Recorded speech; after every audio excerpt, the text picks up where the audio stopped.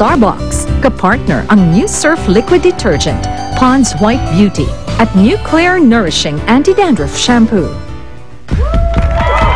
Ang saya ng usapan, salina sa kwentuhan. Starbucks, every day on the way. Starbucks, what you say, Starbucks, dyan kami sa laman.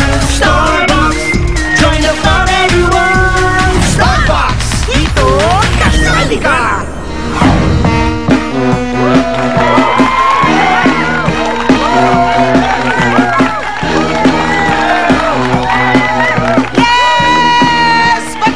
Magandang umaga po sa inyong lahat. Olongga po! Good morning! Saya naman, hilig ng daga. Kamusta na po kayo lahat? Good morning sa mga taong bayan here, there, and everywhere. Ayan, magandang umaga po sa inyo lahat. Sa lahat po naman dito ngayon, ako po ang inyong lingkod, si Papa Jack. At dito po lang sa Driftwood Beach, ayan. Mario Barreto, Olongapo City. Kaya sa mga taga-Olongga po, kayo po ay kasali dito. Patunayan natin sa buong Pilipinas na kaya nyo rin umi-statement ng totoo, tapat at tumatatak. Ako naman, oo mama, dahil nasa beach tayo, ayan ha. At maganda ang ating bisita ngayon. Talaga naman, crush ko ito mama ha. Beauty ang ating topic. Sali na kayo sa ating balitaktakan ngayon, umaga dito sa Starbucks. Dito, kasali ka! At syempre mga painitin natin ang ating sagutan. Dito lang sa inyong laging inaabangan mga kapuso sa ating yes or no, is that true? Kambal!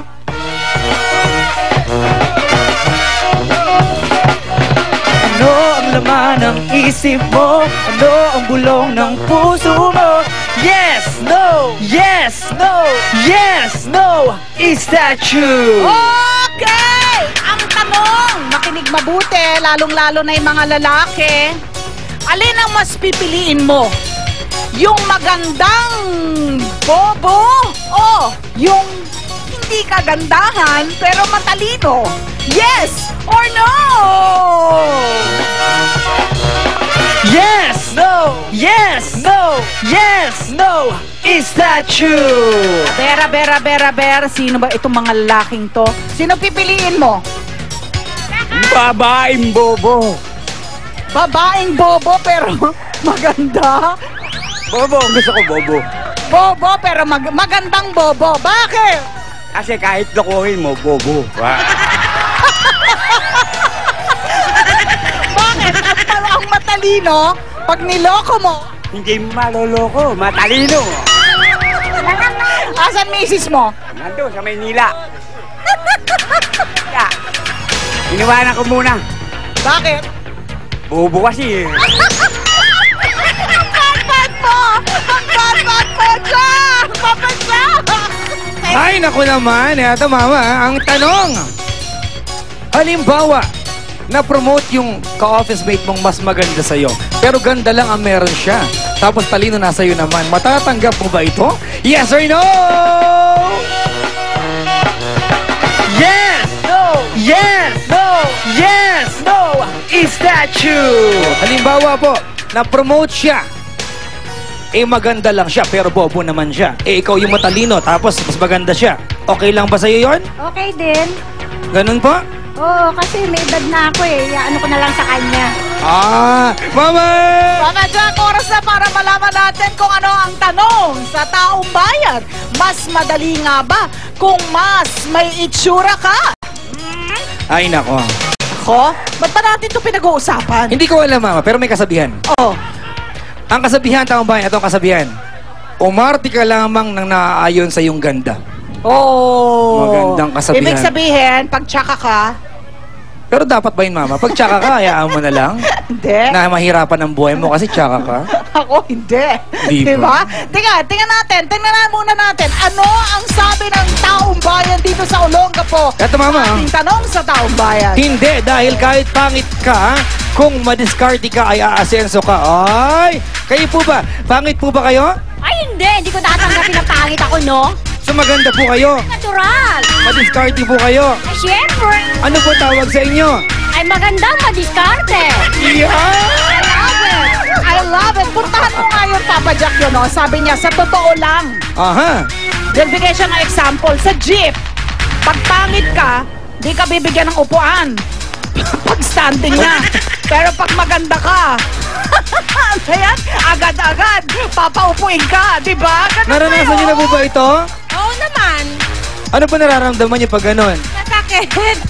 Ano po yung mensahe mo sa mga lalaking ganyan? Sana magbigay naman sa may mga, yung bang hindi maganda itsura, di ba? Magkusa naman sila, hindi puro maganda.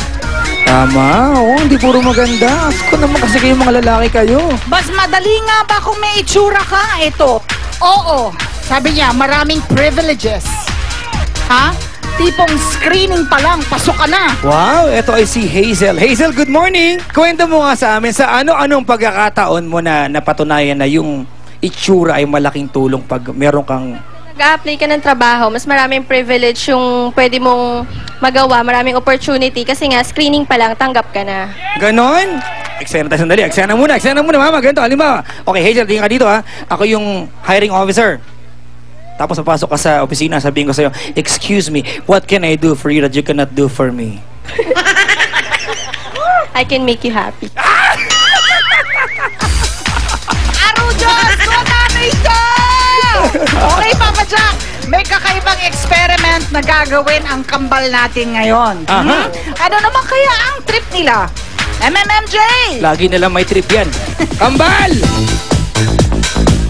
Yes, Mama Ali, Papa Jack! Naglilibot-libot kami ngayon dito sa Driftwood Beach sa Barrio Barreto para sa isang matchmaking mission. Tama po yan. At kasama namin ngayon dito si Robert na certified single. At hahanapan natin siya mamaya ng pwede niyang ibigin. Meron siyang match dito. Yes, okay, pero bago yun, tanongin mo natin siya. Yes. Robert, ano bang hinahanap po sa isang babae? Matalino, malambing, sa mabait. Ayun naman pala. So, handa ka na ba sa search natin? So, may papakilala kami sa yung girls, okay? Pero bago yan, iba-blindfold ka muna namin. Kailangan mo pumili sa kanila ng isa based sa kung sino ang mas type mo. Pero may twist dun Hindi mo muna sila makikita dahil, syempre, lalagyan ka namin ng blindfold. Ayan. Kaya, yan Ayun na, ready ka na, kuya? Ready na. Ayan na. Excited na siya maghanap ng match. Ayan. At tawagin na natin ang ating tatlong girls. Wow! Ang swerte ni Kuya Robert. Robert, ang swerte mo, ha? Oh, Gaganda. pakilala naman natin isa-isa, MJ. Tama. Girl number 1, Jamie po. Jamie. Girl number 2, Janine. Janine. Okay, MJ? At ikaw naman? Darlene. Si Darlene. Darlene, girl number 3, okay. Okay, mamaya-maya, mas makikilala pa ni Robert ang ating girls. Ayan. Sino kaya sa kanila ang feeling niya bagay sa kanya?